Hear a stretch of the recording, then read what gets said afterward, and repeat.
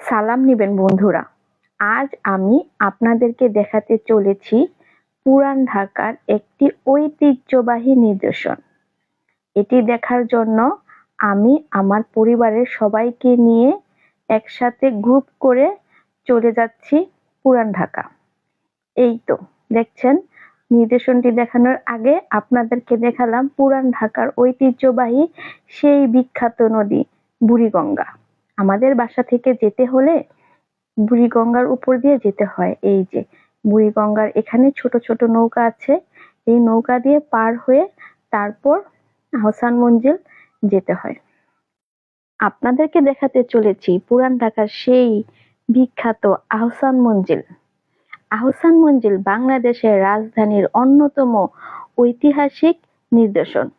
বুড়িগঙ্গা নদীর তীরে অবস্থিত এই স্থাপনাটি ঢাকার নবাব পরিবারের বসবাস হিসেবে পরিচিত ছিল।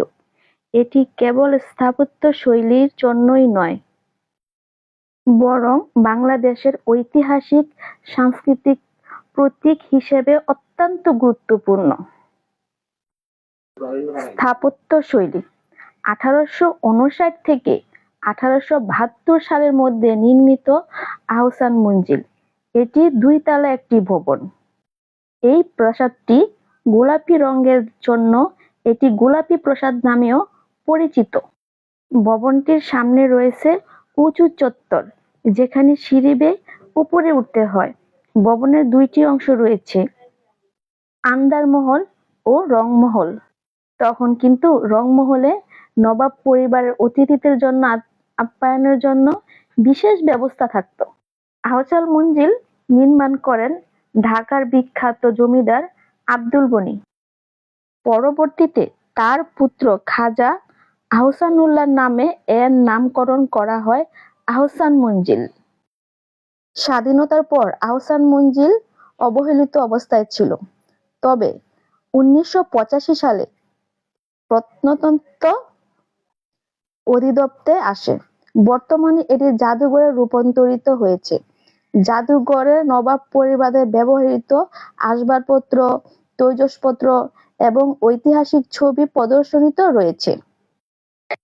আহসান মঞ্জিল কিন্তু কেবল একটি স্থাপনাই নয়, এটি বাংলাদেশের ঐতিহাসিক সংস্কৃতি এবং এটি পর্যটকদের জন্য আকর্ষণীয় স্থান, যেখানে প্রতিদিন হাজারো দর্শনার্থী ভিড় করে। এইটাকে একটা পর্যটক কেন্দ্র বললেও চলে। এই আহসান মঞ্জিল কিন্তু পুরান ঢাকার মানুষের হৃৎপিণ্ড, পুরান ঢাকার মানুষের ঐতিহ্য। তো আমি আমার ছেলে মেয়ে, আমার পরিবার সকলকে নিয়ে আসলাম এই আহসান মঞ্জিল প্রদর্শন করতে। দেখুন, আমরা এখানে এসে দেখি হাজারো পর্যটক এখানে আছে। আমার ছেলে মেয়ে সবাই মিলে আমরা এখানে আনন্দ করছি এবং আহসান মঞ্জিলের রূপ সৌন্দর্য উপভোগ করছি। সত্যি বিল্ডিংটি গোলাপি রঙের হওয়ার কারণে অসম্ভব সুন্দর লাগে। পাশ দিয়ে বয়ে গেছে আমাদের সেই ঐতিহ্যবাহী বুড়িগঙ্গা। বুড়িগঙ্গার পাশেই কিন্তু আহসান মঞ্জিলটি অবস্থিত। আমরা সবাই এখানে এসে সত্যি খুব ভালো লাগছে। মনে হচ্ছে যেন সেই রাজা রানীর আমলে চলে এসেছি। তাদের বাড়ি ঘর, তাদের গাছ, তাদের সিঁড়ি, মনে হয় ওই আমলে কত কিছুই না এখানে হতো, আর এখন সেটা জাদুঘর হিসেবে রূপান্তরিত হয়েছে, আর আমরা হয়েছি দর্শক। যাক, এখানে আসলে সত্যি সেই রাজাদের কি জীবন যাত্রা ছিল, তাদের কি বিলাসবহুল জীবন ছিল, তাদের আসবাবপত্র আছে ভিতরে অনেক সুন্দর সুন্দর। তারপরে আশেপাশের পরিবেশ, এখন পরিবেশ হয়তো কালের বিপর্যয়ে একটু পরিবর্তন হয়ে গেছে, কিন্তু যখন ওনারা ছিল তখন নিশ্চয়ই অনেক সুন্দর ছিল। দেখুন, এই আহসান মঞ্জিলটা কিন্তু, আমি পুরান ঢাকা থাকি তো, আমার প্রায় 20 বছর হলো দেখতেছি আহসান মঞ্জিলটাকে এই গোলাপি রঙেরই। এটা কিন্তু আমাদের এলাকার আমরা স্থানীয় যারা আছি তারা কিন্তু এটাকে গোলাপি বিল্ডিং বলেই জানি। যাক, কিন্তু বই খাতায় কাগজে এটাকে আহসান মঞ্জিল বলা হয়। আমরা একটু অবসর পেলেই বাচ্চাদেরকে নিয়ে এই আহসান মঞ্জিল চলে যাই, একটু সময় হলেই চলে যায় আহসান মঞ্জিলে, কারণ এটা হলো আমাদের বাড়ির খুব কাছে। আমরা পুরান ঢাকায় থাকি, পুরান ঢাকায় বড় হয়েছি, এইটা আমাদের ঐতিহ্য। আমাদের বাচ্চারা একটু ছুটি পেলেই বলে কি চলো চলো আম্মু রাজার বাড়ি যাব। তো তাদের আবদার হয় প্রতি শুক্রবার কিংবা বন্ধের দিন আসলে পুরান ঢাকা আসার জন্য, এই আহসান মঞ্জিল আসার জন্য তাদেরকে এখানে নিয়ে আসি। এখানে বিশাল বড় মাঠ আছে, মাঠে তাদেরকে ছেড়ে দিলে তারা অনেক খেলাধুলা করে।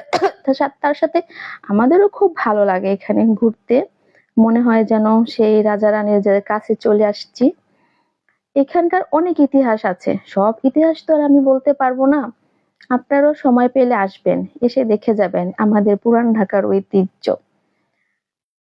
আপনাদের বাচ্চা কাচ্চা আগামী প্রজন্মের কাছে পরিচয় করে দিবেন আমাদের শিকড়ের কথা, আমাদের ইতিহাসের কথা। এই সব বাড়ি দেখলে মনে হয় যে আমাদের দেশেও কত সুন্দর একটা ইতিহাস আছে।